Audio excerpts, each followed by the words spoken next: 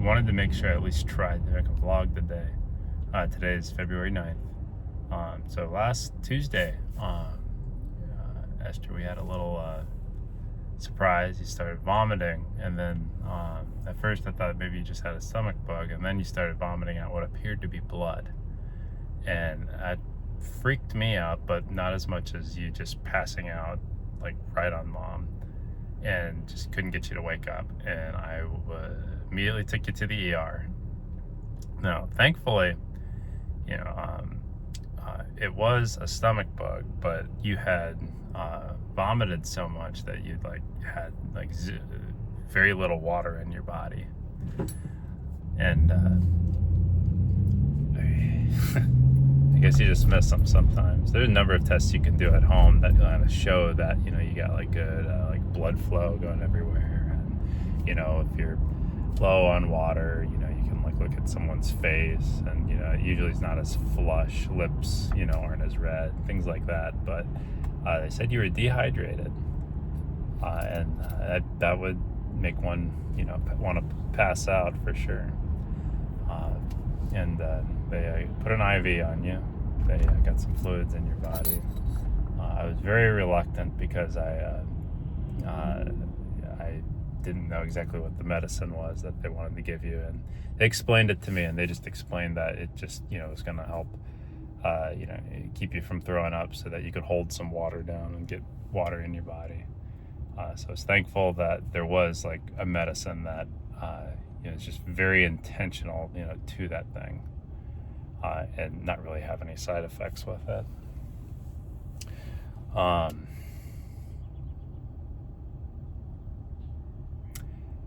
And yeah, just praise God that you didn't have anything serious, or just, serious isn't just extremely complicated and going on, and now you're doing good.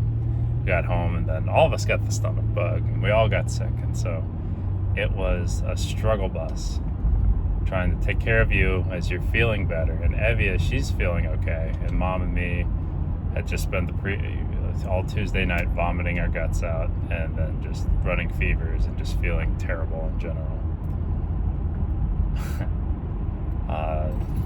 Yeah, the first day was pretty awful. Next day, it wasn't as bad, but still feeling really out of it. So we had to take a couple of days off from work, and then we went through the weekend. At weekend, we got it back together a little bit. But man, that was something. I never want to do that again. So that was quite of an experience. It was very, just you have kids one day, and just, everyone's sick, and then, my grandma and grandpa weren't in town, and, oh man, sometimes you just gotta do your best, get creative, buckle through. We don't watch TV in the house very much.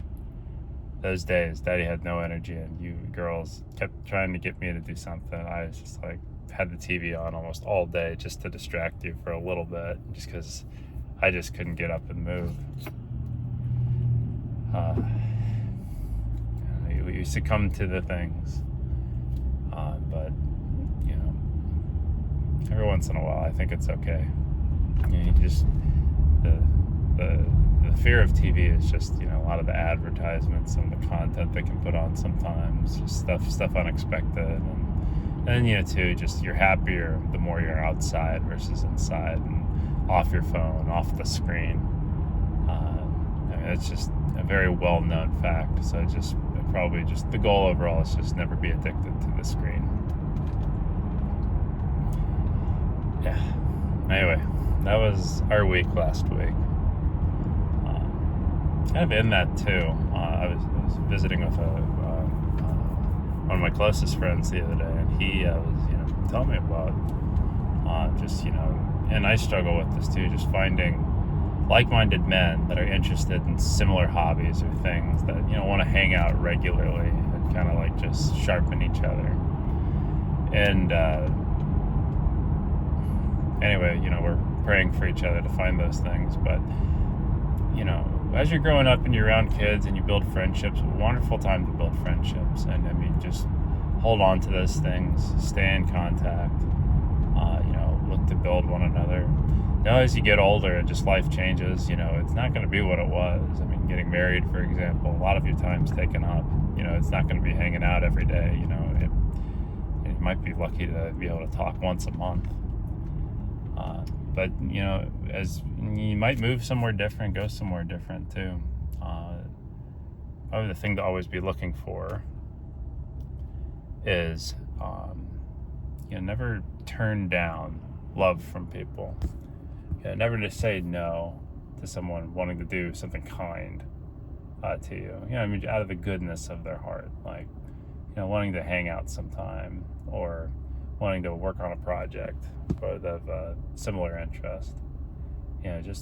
Always be nurturing community around you. There are, and don't get me wrong, there are going to be people that, as you get to know them, they're just not what you think they are, and they're just not going to be good fits for you, and that's totally fine. And it's okay to conclude that. Still, giving people the chance, going into the thing, going into those opportunities, at least, looking to see if there's, the possibility to serve and love someone, is a fine thing to do.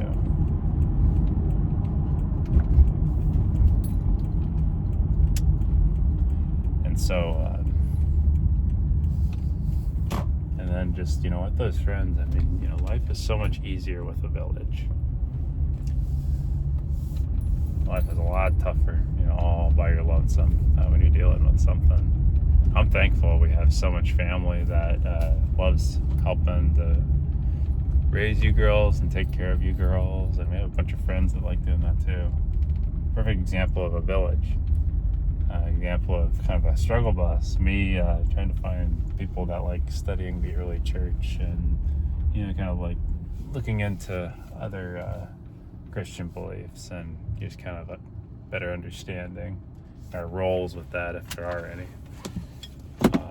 Pretty lonesome studying that. Anyway, I gotta get to work. I love you girls so much. Bye.